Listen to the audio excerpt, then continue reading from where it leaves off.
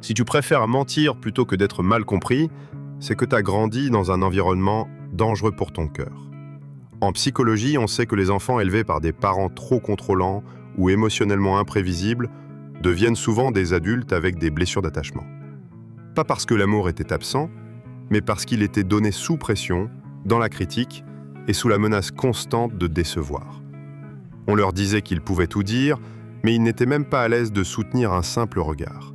Ils restaient dans leur chambre jour et nuit, non pas pour s'isoler, mais pour se sentir eux-mêmes sans devoir s'expliquer. Ils ont appris que l'honnêteté provoquait des réactions excessives et que le calme ne venait que lorsqu'on prétendait que tout allait bien. Alors maintenant, ils mentent sur de petites choses, où ils sont allés, qui ils ont vu, ce qu'ils ressentent.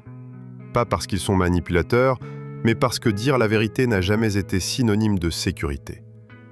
Ils ne partagent rien, ni leurs idées, ni leurs douleurs, ni leurs projets, pas par manque d'envie de se connecter, mais parce qu'ils savent déjà ce que ça fait d'être incompris, dans leur propre maison.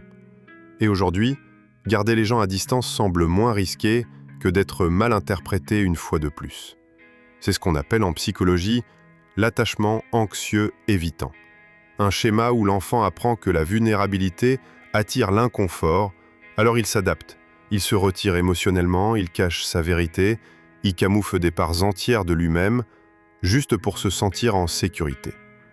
Guérir, c'est désapprendre cette croyance selon laquelle la solitude est le seul refuge.